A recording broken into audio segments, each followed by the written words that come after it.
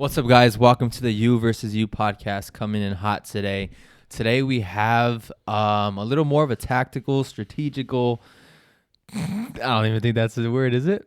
I don't think strategical. Strategic episode. Dude, I look extra white today. Sorry. Today we are talking about dealing with stubborn people. Today's going to be very partly psychological.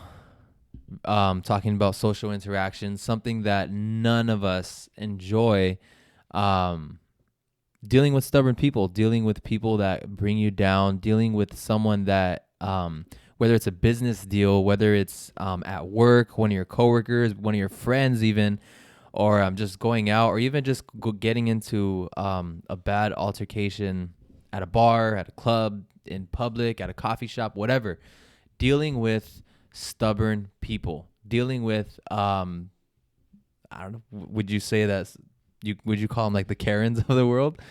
Yeah, 100%. I would.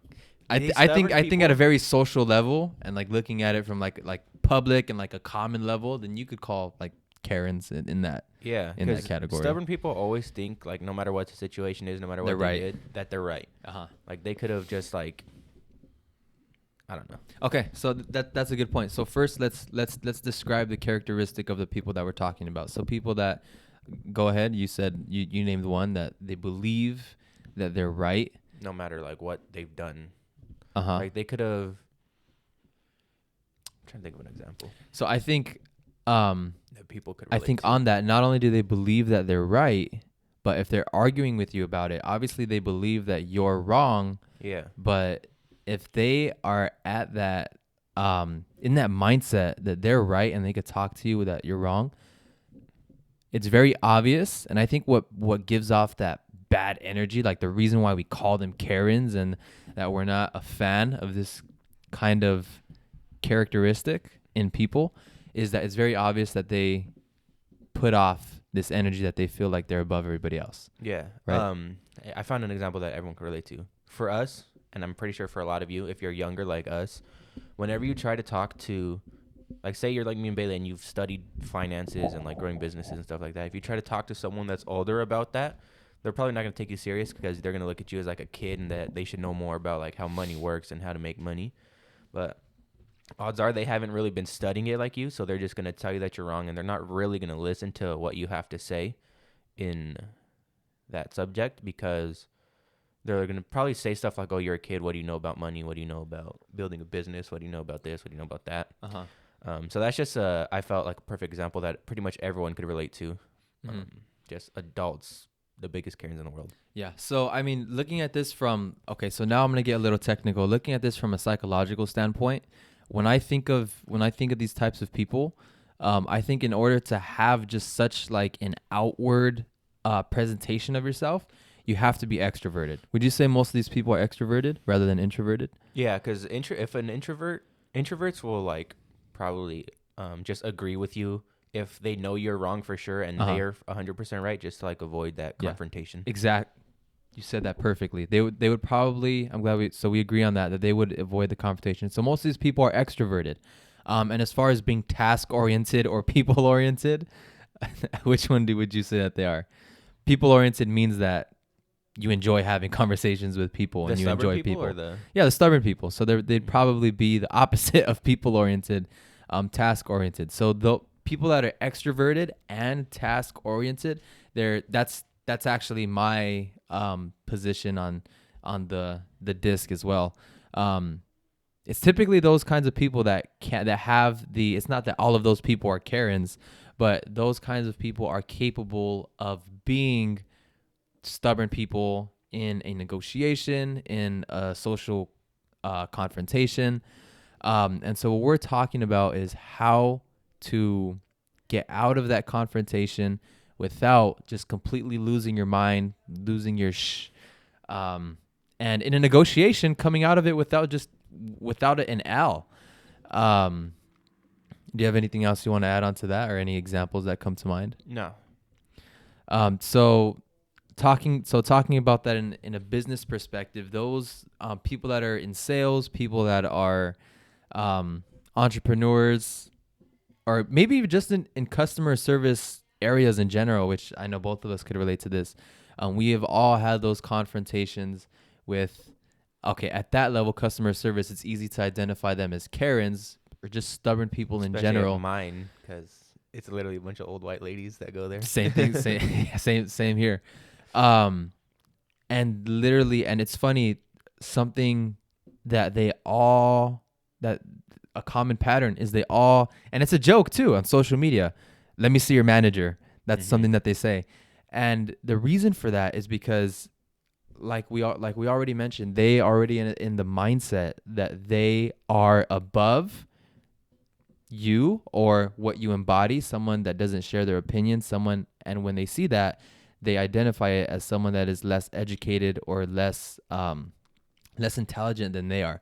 So that's exactly why they go to let me see the manager. They don't believe that they are at the level that they should be in, even in a conflict with you. They believe that they should be in conflict with the highest level so that they can get what they want in the first place.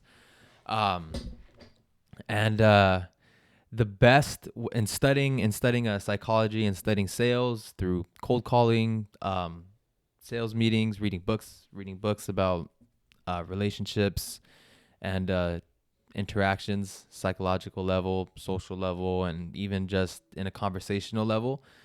The best way to interact with someone that is extroverted and um, task oriented is to basically, it's a fine line in between earning their respect and literally what we just saw between in the show Peaky Blinders and in between Tommy Shelby and what's Alfie Alfie Solomon's. Solomon's. It's a fine line in between earning your respect and also showing that you're respecting them as well. Because if you don't show this kind of person respect, they're not going to respect you. And the opposite of that, they're going to take that as an opportunity to tell themselves that it's okay to hate you and not listen to you. And if somebody's in the state of hate or if they're just in a very low vibrational state, you're not going to get anything positive done with them. It's a fine line in between that and also um, standing your ground and showing that you deserve respect as well. So you can't just be a kiss ass. You can't just say, "Oh yes, we could." You have to be respected as well. And typically, in a business standpoint, that would come from your credibility.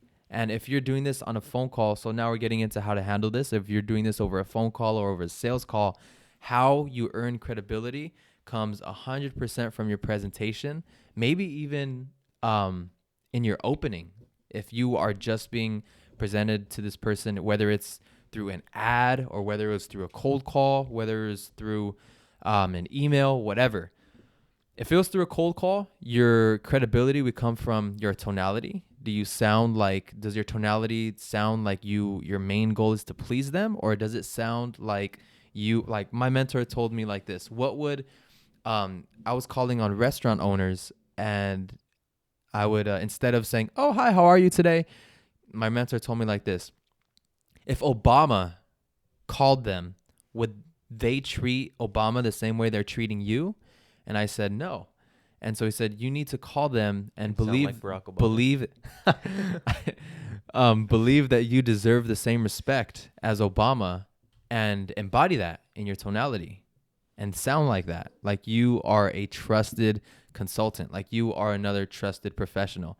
So you embody that you deserve that credibility in your tonality, in the words that you choose, in the way that you speak, in your pacing, and of course in your words. But when you are over the phone, your body language is substituted by your tonality. So its tonality stands for your body language, and your actual tonality. If it's in person, then of course that's going to be body language as well. Yeah. And so since we're using that as an example, we'll actually put the link of that video in the Yeah. in the description since it's we're so good. yeah. It's So like a perfect. so describe the scene. For those of you who Just know the super show, quick. you probably are familiar with the scene, but to set the picture for everyone else, Alfie is a rum Let's and a bacon, define right? Alfie as the stubborn person in this example, and the main character Tommy Shelby is the person dealing with The the stubborn stubborn person. person. So So go ahead. to just give you like a quick rundown, Alfie is like a rum maker who also does illegal business. Tommy Shelby is the head of the Peaky Blinders, who is a gang who also does illegal business. Tommy's brother Arthur was in prison for I forgot what, but Alfie helps him get out. So Tommy and Alfie end up coming together in Alfie's rum factory to discuss how much of Tommy's business should be paid to Alfie in order to basically be even for helping his brother get out. Because obviously Alfie is a businessman. He's not going to do it for free. He doesn't really know the Shelby brothers. He doesn't care if Arthur's in prison or not, to be honest. And they take it to the absolute extreme, like threatening to kill each other. So Alfie and Tommy on the phone had originally discussed that Alfie would be receiving 20% of Tommy's export business for helping get Arthur out of prison. But when he gets there, Tommy gives him the contract. They talk a little bit. And then all of a sudden he's like, well, I had my lawyer draw this up. And this says right here that you're going to give me 100% of your business. And basically, if you don't, I'm going to kill you. Mm-hmm. And Tommy, being the absolute genius that he is, on his way in, walking into the rum factory, he sets a hand grenade that could blow up the entire factory and kill them all. And he tells Alfie this. He says, well, on my way in, I stopped to tie my shoelace. And he looks to the guy that escorted him and said, isn't that a fact? So now he has that credibility. No, he says, he actually did that. is that a fact? He says, on my way in, I stopped to tie my shoelace. Isn't that a fact? And then I'll play the guy. He goes, yes, he did stop to tie It's his Tommy- shoelace. it's Tommy Alfie, Shelby. it's Tommy Shelby. Alfie, he stopped to tie his shoelace. So, again, he tells Alfie this. He says, on my way in, I stopped to tie my shoelace. And that effect is his By the way, we haven't assistant- cussed yet, so don't. I'm don't not say gonna. about- yeah. I'm thinking about it. I want to. I know, me too. His assistant, I guess, for Alfie tells him, yeah, he stopped to tie his shoelace. And that's when Arthur tells him, Tommy tells him, I put a hand grenade there. It's on a wire trip. There's someone waiting for me outside. If I don't walk out that door with what I want, I will blow us all to hell. So now they're both respecting the fact that this dude's going to kill me if I don't give him what he wants. He not capping. And then so Alfie pulls the gun on Tommy while Tommy's speaking.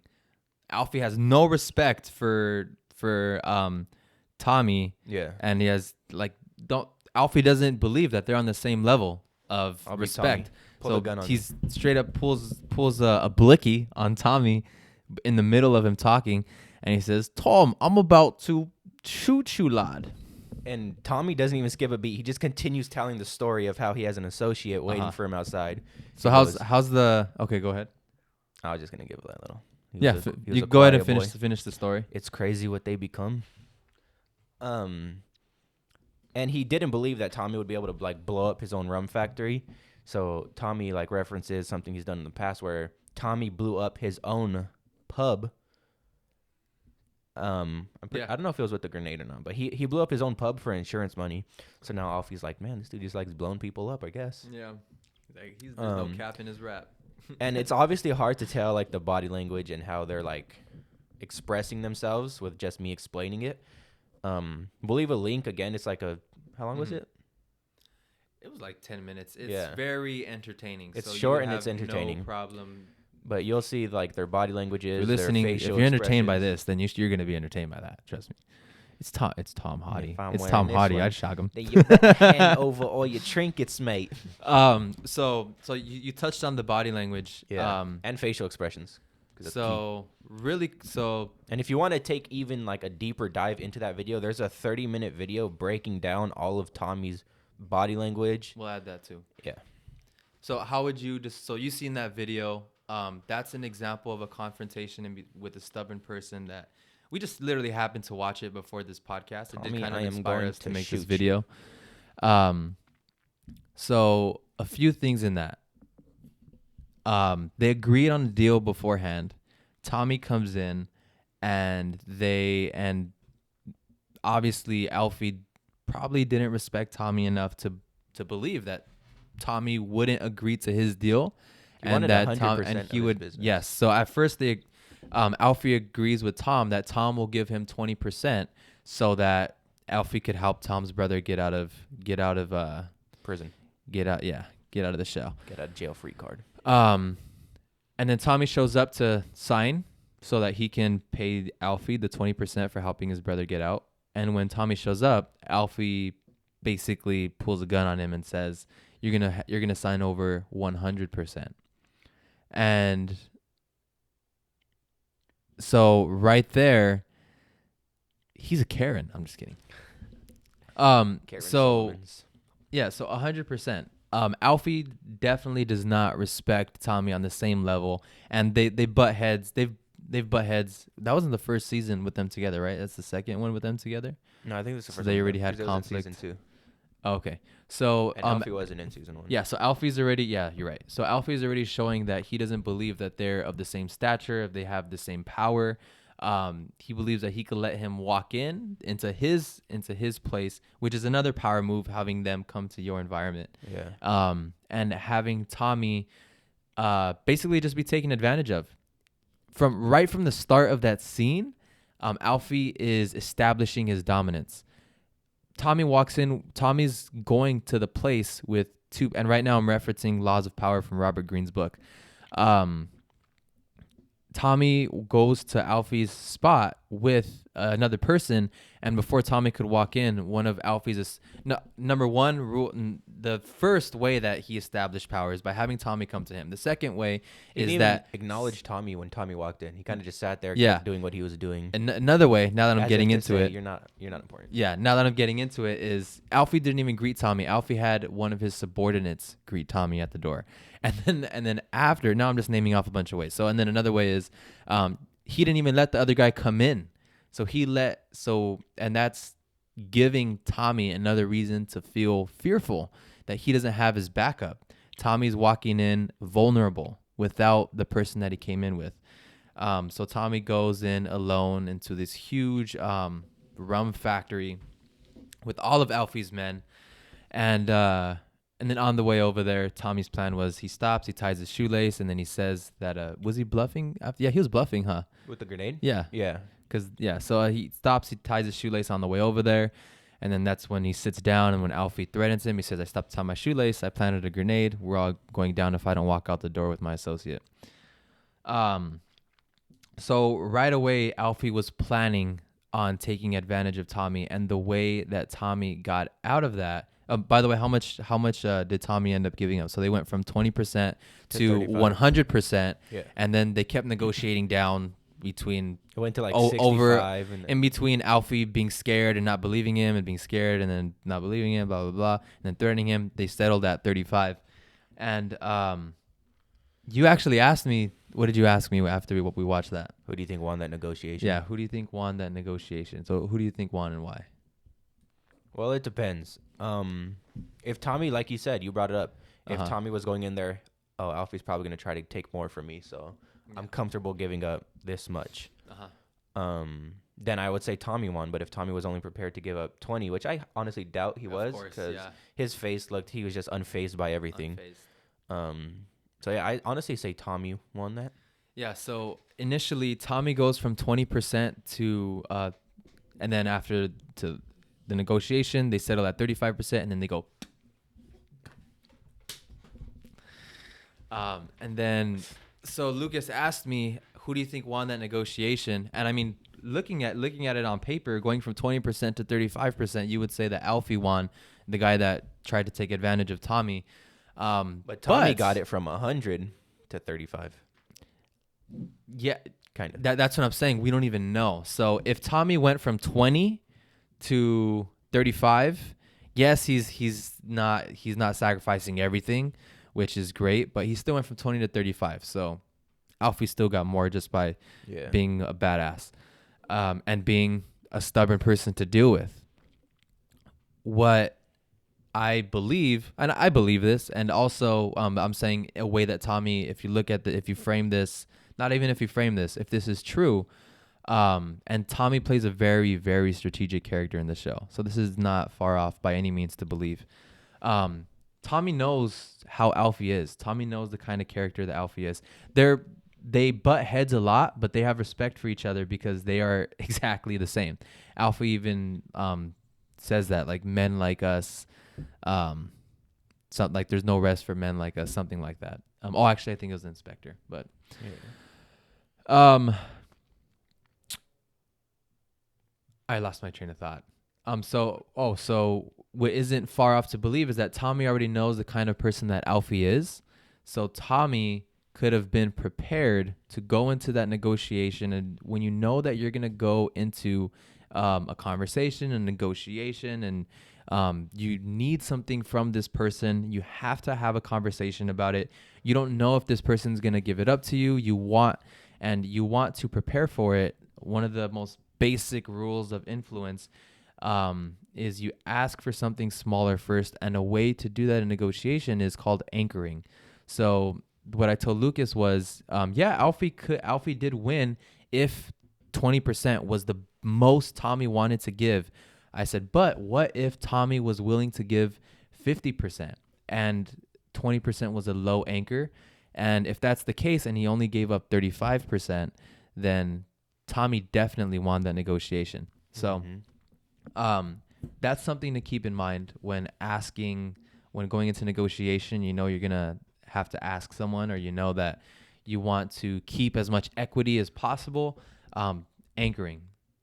And when dealing with stubborn people, you have to anchor strategically with reason and making sure that they're emotionally involved before you even start that. Because if they're not even emotionally involved, then you're not going to get anywhere anchoring. They're going to be set on a number. But if they're emotionally involved and you are being strategic with your anchoring, meaning if when I mean being strategic with it, I mean you can't just so Tommy was at Tommy was at 20, Alfie was at 100. Not being strategic about it would be Tommy saying, okay, 10%. Yeah.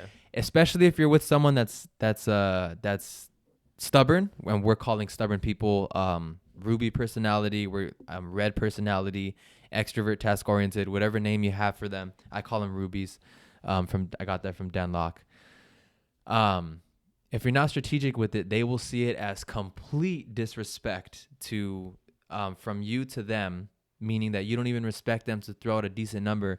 And I mean, in real estate, applying it to me, what people call that in my business is a straight up low ball. So if you anchor stupidly and you just throw out a stupid low number, then the seller will say, oh, why am I going to talk to you if you're just lowballing me? Even if you just built up a bunch of rapport and now you're lowballing me, like you wouldn't do that to your friends. So if you do that to somebody on the phone, that just reminds them who they're on the phone with.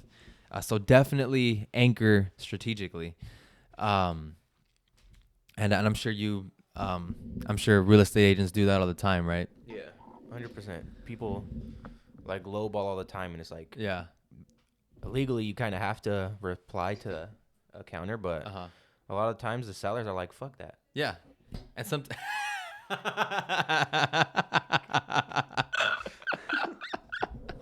the Peaky fucking blinders strike again. So Alfie really said, Tommy, I'm going to fucking shoot you. I was waiting for that. Damn, bro. You're doing good. It was worth it for the Tom Hardy voice. I'm going to fucking shoot you, Tom. You think? Okay, so that's the first part of that whole negotiation, talking about the anchoring. So now since you brought us back into that scene, I love that scene. I'm glad we're talking about it. Let's talk about the body language. And I know you just saw a video on it, so I know you have some things to say about it.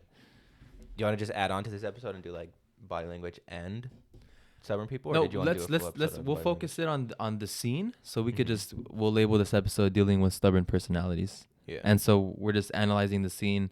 I talked about the anchoring with stubborn personalities. Now we're going to talk about the body language. Yeah, because body language and dealing with stubborn personalities can go hand in hand, because your body language will signal if you're a pushover or not. Yeah. Like for example, that I knew you're going to go there. That's why I asked you about to explain it. When Tommy presents the 20% contract that Alfie had no intention of signing, he's like, okay, now whiskey. And he slams it like right in front of Tommy, breaking his like personal space barrier. And 100%. Tommy doesn't flinch. He's sitting like this, kind of just like ashing his cigarette. And he slams the bottle in front of him. Tommy doesn't even look at him at first. he just keeps ashing his cigarette and then looks at the bottle, and then he looks back up at Alfie, and then like he just takes another puff and like looks away from Alfie, like doesn't even acknowledge it. And that's something that he does a lot because Alfie also throws like the other contract in his face, and he's like pointing and like slamming on it. And the whole time, Alfie's trying to get this 100% contract to Tommy to like comprehend that it's a 100% contract. Tommy's not looking at him. He's like kind of just smoking, looking off, and like saying he's saying like what I'm doing right now is more important than whatever you're trying to tell me. Yep. And then Alfie's like, "Oh, fuck off, Tom." You do it perfect, dude. Should I just do a voiceovers for Fuck like? off. Hi. You want me to fuck off? Hi. Yeah. And then so I know when he presents the contract, like you said, Tommy doesn't even acknowledge it. He says, "Oh, that's 20%." Hi. And then he says, like after a while, he acknowledges it. He goes, "100%, huh? That's funny. That is." No, that's funny. That is. Yes. And then he says he starts to say something, and then that's when the associate like pulls a gun and puts it to his face, and he's looking at Alfie at the time. Oh, he's a big boy. And when he puts the gun in his face, he just goes, Right. So why is so we're talking about body language. Why is that? What kind of power did that have? So he pulls the gun on Tommy. You just explained Tommy's reaction. What does that signal? "That Or you're not Tommy's intimidating me. Uh-huh. I don't care what you do, cuz. Yeah. You ain't coming around here, cuz." So Alfie starts invading Tommy's personal space. Talking about body language now. He reaches over the desk, slams a bottle of whiskey on him. Tommy presents a contract. Alfie reaches over, moves. I don't remember what he does, but I know he slams his own contract in front of Tommy. And like you said, Tommy's not fazed by it at all. He's still smoking a cigarette, just looking off. When he presents it, Tommy laughs. He says 100%. That's funny. That is. But another thing Tommy does very, very well is he keeps this piercing eye contact with Alfie whenever Tommy's talking. Lucas loves his eyes. Yeah, I get lost in them. Lucas calls him a frog. He does that very well. He keeps eye contact, and even when the guy pulled the gun out, he broke eye contact from Alfie and made direct eye contact with the guy that was holding the gun to his face, and didn't make any facial expressions. He was like, "This is not phasing me. Y'all soft." Went like this. And another thing that he was talking about that Tommy was doing Already is when dead. he was doing hand gestures, there was one sign of submissiveness that Tommy did is he gestured a little too high. So he did something like this, and he put his palm to the sky. That could indicate like a submissive gesture, I guess. But then Tommy starts like doing lower ones. I think he said the like power zone for like hand gestures is between like your under your chest and like your belly button. Like you want to keep it in this area, and your palms down. That's like dominance. Yeah. And then Tommy started doing that really well. And then something that I don't even know if you know, if you're making eye contact with someone and you break it to the left, that means you're lying. But if you break it to the right, that makes you look more trustworthy. Did you know that? No, that's very specific. Yeah, it is. Well, it doesn't mean you're lying. It makes it look like you're lying. Yeah. I don't know why that is, but he just brought it up. So whenever I'm talking to my parents, I have So whenever to you're I have to lying. remember not to go like this. Yeah, Mom, I was just at Lucas's house. Exactly. You gotta do And like she's like, this. Yeah, Bailey, did you just tilt to the right? I was Oh, just no, did you chilling. just tilt to the left? Oh, my bad. And she'd be like, "Oh, you're telling the truth, G." Thanks, G. I was just chilling at Lucas's house, bro. I bet you. Oh, he's telling the truth. There's no cap in his rap. So even though it's like I didn't get through that whole video, I'm gonna finish it. But like, there's just so many little things in body language that we don't even think of that can make us look like we're lying, whether we're lying or not. That we don't even think of, but are literally influencing us by the millisecond. And the other person's not really thinking of either. They're not Exactly. thinking, "Oh, he looked to the left, he's lying." Exactly. Unless you're watching our podcast and you're aware and 'Cause then you're you're just a and you're different becoming breed and you're built unless you're just a different. different breed, built different, assembled in a foreign fashion, or Constructed constructed alternatively, like we are, and Or like maybe when we God all was are, forming you, he formed you in a way that was just hasn't been seen by the human race. yeah, in a foreign fashion. Unless you've been aware to this, then you're being influenced by the millisecond. Even what's even more powerful than that is it's not just influencing you like what you're seeing, what you're thinking. It's influencing you beyond what you're thinking. It's influencing your subconscious. And if you can tap into that, that's everything that we're talking about. When I talked about tonality, when I talked about body language, those are all things that are influencing the roots of your thoughts, the subconscious. So when the actual outside surface thoughts that people have are going to be the ones that you want. You are planting the seeds that you want them to believe so that on the outside, they believe that it was their thoughts. They believe that they organically respect you. They believe that they organically see you on the same level, and they organically believe that it's a win-win situation between you two. And you can do that through body language, tonality, the diction and the words that you use when dealing with stubborn people. And it's very important when dealing with stubborn people, especially because you need these tools to go from someone that is, especially if you have some weakness, some disadvantages like we may have. Like, let's say we were negotiating with someone that was older than us. In the situation, the scene that we're referencing, Alfie's a little more established than Tommy is. So that's why Alfie believed that he can take advantage of Tommy, because Tommy isn't at the level yet that Alfie is in terms of business and wealth and power. So that's exactly why you need these tools to make up for that. So we talked about tonality, body language. So what exactly? So you said that Tommy Shelby's body language was signaling that that he wasn't interested in that he didn't care, right? Yeah. That he didn't care if he actually says it in the scene too. I'm already dead. He goes, shoot me, I'm already dead. Like he doesn't care. Him and he doesn't walk out that door. He's gonna pull that a too. grenade. If he doesn't walk out the door, then they're all gonna die anyway. I stopped to tie me lace. So and I laid a hand grenade. Mark 15. I'm already dead. Peaky Blinders. I'm already dead. So by saying that, Tommy's saying he doesn't care. He's really, and that's another important. If you've listened to any kind of sales content or influence in general, is it better to come off like you need the deal, or that it's just a deal? It's just a deal, right? Because if you sound desperate, then you're signaling to them that they have all the power. Exactly. So like that's Tommy went in exactly there, what he's doing. Just only take this much, please. 100%. 100%. So that's why, and you never see people in positions of power that way. Whether it's with, you typically don't. If it's true power and it's not just a facade and it's not just an act someone is putting on, whether it's with women, men, relationships, whatever, money, deals, no matter what it is, they are not attached to just one deal. They know that there is more to come because they have the confidence in themselves and they believe that they're going to get it no matter what. They're going to get that bag, right? Tommy's like, I'm going to get the fucking bag. That's Arthur. Oh, I'm a good man. I'm a good man, Tommy. I'm a good man. Tommy, I'm a good man. What's number 5? Tommy, this place is under new management of the Peaky Blinders. By order of the Peaky Blinders. Yeah. So if any of the producers from Peaky Blinders are watching us, then we're down to Act G. I could do a Birmingham accent. Just give me 2 months of practice. I don't look too bad in a coat. I could become a proper Brummie. Yeah. Anything else that we haven't added about that scene? We talked about Tommy not caring, Alfie invading his space, trying to take advantage of him because the stature, Tommy not backing down, Tommy not caring.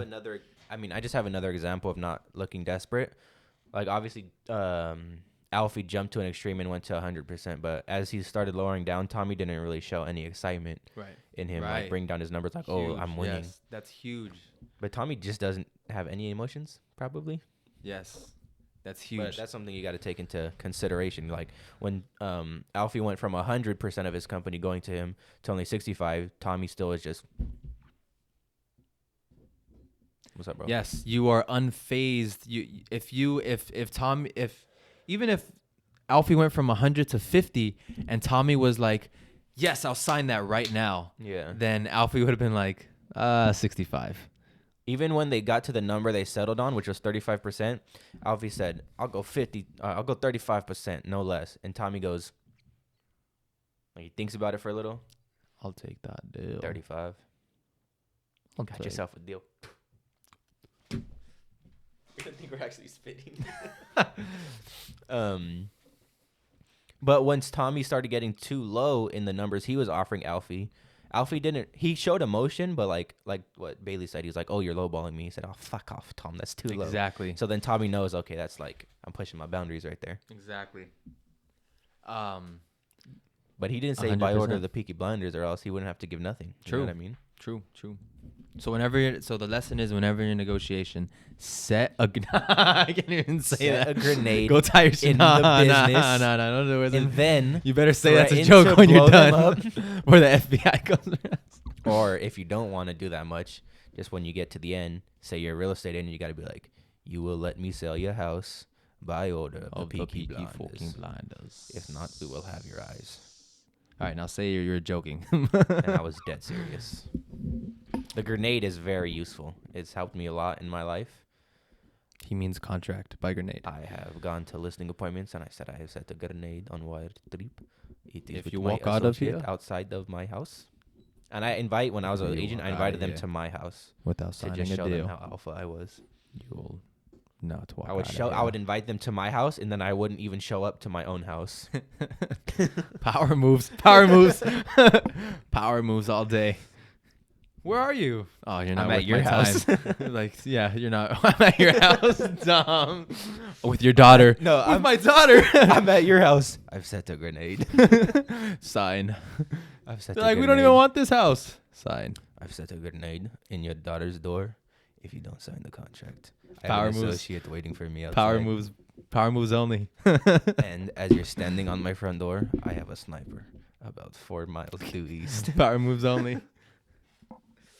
They're like, we're first time buyers. We just thought you could help us find a house. I don't care. Aye. There's God. Aye. And then there's the Peaky If Blinders. this is hell, it looks a whole lot like Margate. Yeah. That line's dope. Huh? That's why I kept Yeah. saying that. It looks a whole lot like. And then after you Margate. like psychologically torture them and the police question you, you just gotta be like, "I'm a good man," and they're like, They'll "Oh, be you're you're good, G. good." And look to the right. Make sure you look Yeah, to the look right. to the right. You gotta be like, I'm a good man. oh, there's no cap in his rap. This Oh, was he's good. he's a good man. Let him go. He's free. Anything else you wanted to add about that scene? No. Relating that to dealing with stubborn. Yeah. So, to cover that and tie it back into relating it, I really like this episode. This be is gonna good? be a full episode. It's a good episode, Um, Tommy. it's a good episode. Tommy. Where's number 5? What episode is this gonna be? 8, 9? 9. Stop it. Oh wow! Next week's gonna be 10. We have to make next week a banger. Stop it. Should we do Um, that one chip challenge? I'm down. We've been lagging on that so much. We said we're gonna do the Or wing should we challenge. Try to get the wings. Yeah, I mean, might as well just say that Julian's our sponsor. I know. Huh? Shout out Yeah, Julian. I'm down for that. Sponsoring the podcast.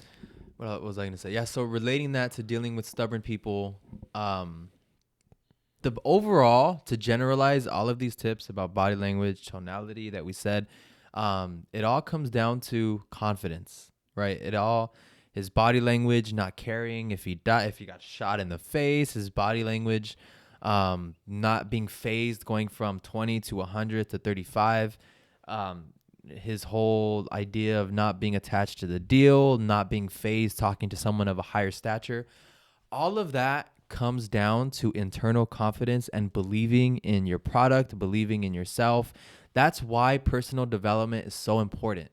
No matter if you're in sales, if you're an entrepreneur, if you are in customer service, no matter what walk of life you are going through, you are involved in business in some kind of way.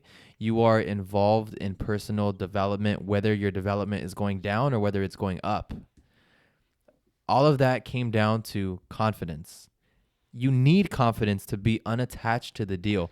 You need confidence to believe that even though you know that this man's going to threaten your life when you walk in there, that Tommy had to believe that he was able to influence them into believing that he's the kind of man that would put a grenade while he was tying in by a rum But I mean, barrel I see why where Tommy he was did tying it, his shoe. because if Alfie was gonna kill him, what does it matter if he blows up the rum factory? He's Yeah. dead already. Which he was bluffing anyway. He didn't Yeah. put a he didn't put a he didn't put a he didn't even put a grenade. So So he when- had to have the confidence that he was going to influence them to believing something that he didn't even do. Yeah, but when you guys do it in your negotiations, make sure you use a real grenade. Do not do that, guys, please. We are not condoning any acts of violence by Odo, the Peaky Blinders, or anybody. We are not. So applying this to real life is having the confidence not to back down from people that are trying to treat you like a pushover or treat you as someone below them. Have the confidence to talk to them like you deserve their respect and like you guys are at the same level. How to do that with your tonality is don't like it is the same thing on all spectrums, whether it's we're talking about body language, tonality, the diction of the words that you're using. You don't. So Lucas, you talked about your body language. If you want to stay in a state of power and you don't want to seem like you need something so much, you don't want to be moving your hands like super high. And it's the same thing with your tonality. You don't want your tonality to go from, so let's say I was giving you a call.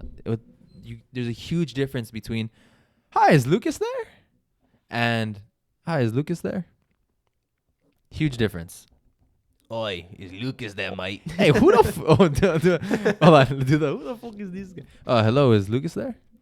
Who the fuck is this guy? Oh no, it's hey Lucas, it's Bailey. I know what you're thinking. Who the fuck is this guy, hey? That's Listen, I know if what you're you're thinking. Conor McGregor and you're making sales calls, then your opening could be, hey, this is Conor. I know what you're thinking right now. Who the fuck is this guy? But I just want you to know I'm apologizing to absolutely nobody. Hi, I'm just calling about your property. I know you got a call from a random number, and you might be thinking to yourself, who the fuck is this guy? Oh my god. Well, it is artificial. Best opener ever. But the same thing with your tonality. You don't want to have a huge when you influx your voice and you make it that like that very high pitched voice. That's called the people pleasing tonality. In some cases, that's great to have. Like if it's on the opening of a cold call, it's great to have that just so you come off as non-threatening. However, you don't want it to be so high to where you're so non-threatening they don't believe that you're worth it to talk on the phone, that you're a stranger worthy to talk on the phone to. They're going to see you as a salesperson. And especially if you follow up with that tonality and say, how's your day today? No. Someone that deserves respect would get to the point, right? Yep. Someone would explain who you are, why you're calling them, and ask them a genuine interest generating or capturing. I always call it capturing interest, because you want to capture interest. If you're generating it and you're going too hard to generate it, I always think there's a problem. Like you want to start off like, hey, Fu, are you interested in money only going up? Yeah. Oh, the Forex guys? So this again the having that confidence to if you are going in there with the right internal confidence, then you're not going to feel the need, you're not going to feel the pressure to need to go so far to convince someone that your body language has to be going up here and moving everywhere and fucking doing all this shit, you feel me? And the same thing with your voice. Your voice isn't going to have to go super high to that people-pleasing personality and then just fluctuating on a huge spectrum. You want to keep it at an even level and fluctuate it from there. And also, be a pleasing personality. In the scene that we're talking about, it's important to note that this is a TV show and these are gangsters arguing with each other. And this is an example that we brought up because someone with a lower stature went to go deal with a very stubborn personality of a higher power stature. And he still walked out, taking the necessary precautions with a W. However, it's a TV show. They're gangsters. So not real life. Neither of them really had pleasing personalities in real life. What are some notable differences that you think? So let's say this was a real life business meeting. What are some? So I'll add one if you're thinking about yours. One would be what I just said. You want to have a pleasing personality. You want to generate some rapport. For example, if Alfie, let's so this, let's pretend that this was a real life situation. When Alfie brought out the whiskey and Alfie really wanted a drink, if Alfie poured himself a drink, then I would have poured myself a drink too. If Alfie drank two, then I would have drank two. If Alfie asked me, how do I like my coffee? I would say, how do you like yours? If he said black, I'll drink my black. If Alfie liked the Lakers, I would like the Lakers. And there's a fine line. And like I said, there's always a fine line. You have to have the confidence to, Also mimic their body language too. yes, you want to have the confidence to seem like you are of their stature, but you're not kissing their ass, because Yeah. someone of respect would not do that. However, people like them. Yeah, I mean, I was gonna say that. Even on an attraction level, like most people, yes, you could always say, oh, but blah, blah, blah, this person married to this person, they're totally different skin colors, blah, blah. Most people, and this is from a psychological level, most people, psychological studies, are even attracted to people that look like them or look like their mothers or their fathers. And it's just because we are, I mean, we like ourselves. We're very, we're focused on our own survival. So we like people that act like us, that talk like us, that look like us. And so that definitely applies to dealing with social interactions or confrontations like this. So that's why, if I were to apply that to a very real life situation, I would probably, Tommy's, so there, you could tell their levels of energy are very different. Who would you say is like higher level of energy and expression, Alfie or Tommy? Alfie. Tommy didn't even move. 100%. So I would match Alfie's energy. I would probably be a little bit more upbeat. Like he's very like outgoing and almost like random, right? A little outlandish. I would be a little more like that. And again, you don't want to be so far away from your personality, but just a little bit, so that they see a piece of themselves inside of you. Yeah. That's it right there. And you have to keep that, you have to keep it close to yourself, because again, what are we doing this out of? Our internal confidence. So I would be a little bit more like random and I guess outgoing, like Alfie was in that scene. Randomly bringing out the whiskey bottle. A reply to that would be, oh, good whiskey, or, oh, are you having a drink? Or, oh, you read my mind. Are you having a drink?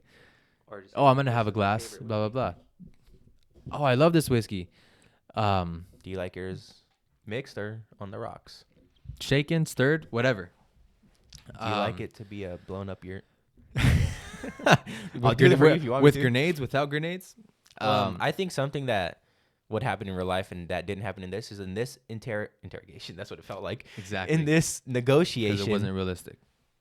it was very one-sided. They were just like, I want this, I want this, I want this, I want this. And I feel like in real life, the person, like say for me, a real estate agent, I want to make this like a mutual deal that we both get what we want and neither one of us feel cheated, like, oh, I got the better end of the stick. Yes. One thing that I can relate to this is I was watching a Josh Altman video, and his seller was living in the house for like 30 years and he wanted to sell the house.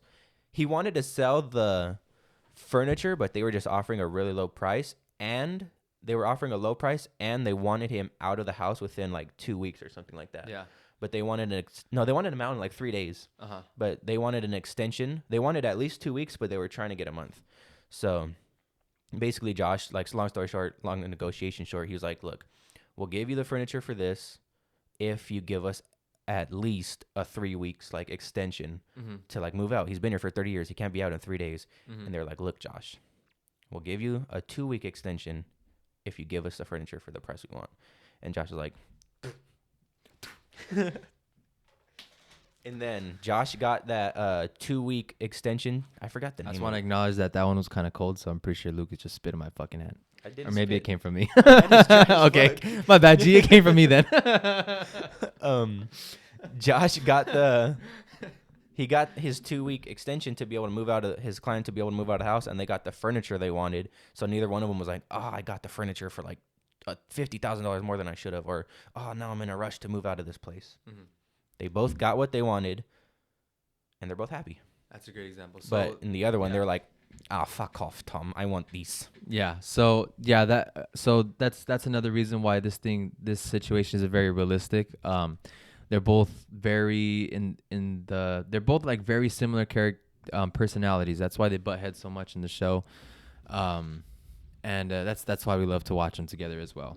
But We like to so cuddle up on the couch and watch Peaky in Blinders. if they were real people, they would hate to be dealing with each other, because at the end of the day, we like people that are like us, but that we can both win together. That's the biggest thing of negotiation, that if anything, you want the other person to believe that they are winning the negotiation. That's why we talked about in the beginning that if the truth is that Tommy was willing to give up 50% and he only gave up 35, and he had Alfie believing that he only wanted to give up 20, that's how you win.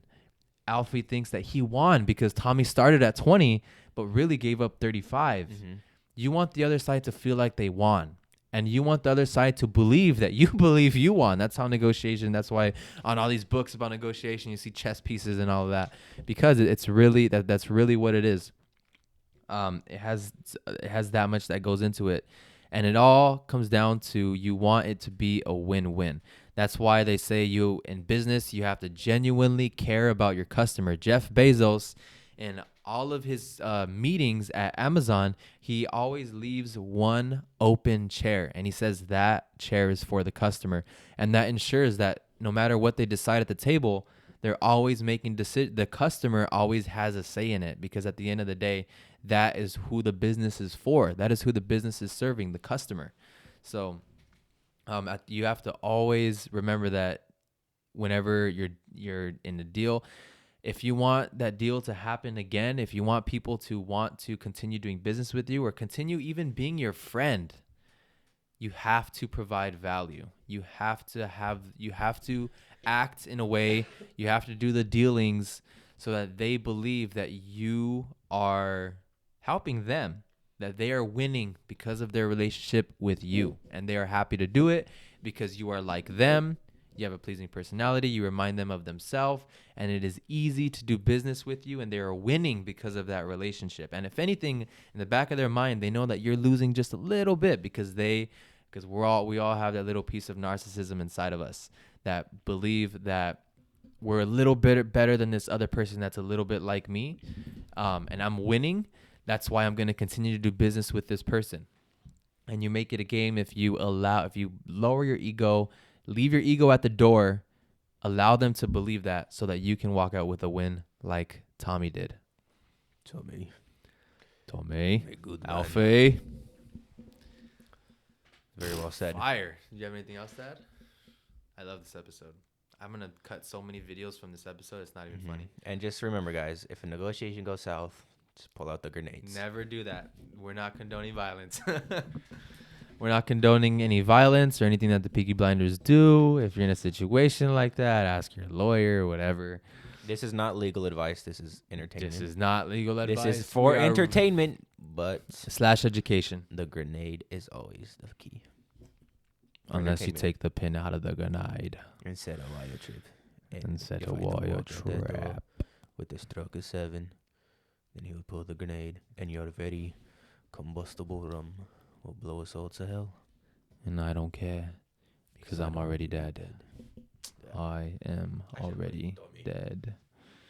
Yeah, I wish we could play that clip in the middle, but then that would make this too long. Yeah. So the links of those videos, we're gonna leave the link to the scene that we were talking about. It's about 10 minutes. We're gonna leave that at the bottom of the video. We're gonna leave 2. The one of just the scene, which I suggest you watch first, and then the guy breaking down the body language.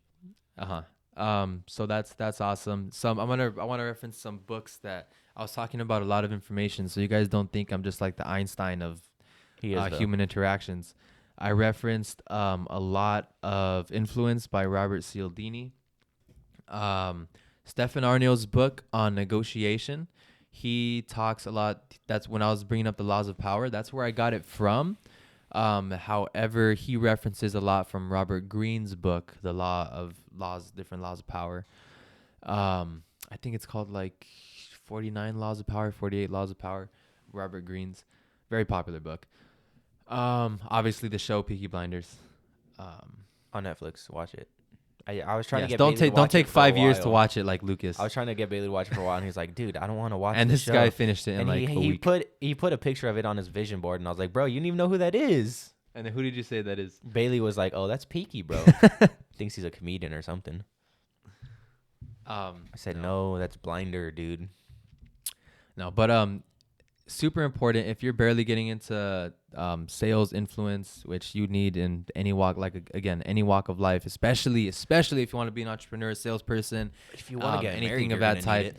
it. If you want to be married, um, definitely rewatch this video, take notes, and then after write down the books that I referenced. And Take a look at it and watch Peaky Blinders for some motivation And because then stop scrolling if you want it's just something good to crazy. happen to you. Yeah. Don't forget, like, dislike if however you felt this video. Leave us some feedback. Let us know if you've seen Peaky Blinders or any other shows or scenes where it's some social interaction or anything development related that you would want us to cover. We would love to do that.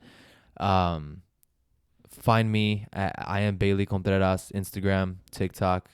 My Snapchats, I still need to change it. Grinch underscore knows. Change it. I think you'd have to make another one. All right, I'll just make another one. My YouTube's Bailey Contreras. Lucas, where your ats? My ats Show me are the all ats. at Lucas Wavy. Instagram, TikTok, YouTube, Snapchat, Twitter, MySpace, Grinder.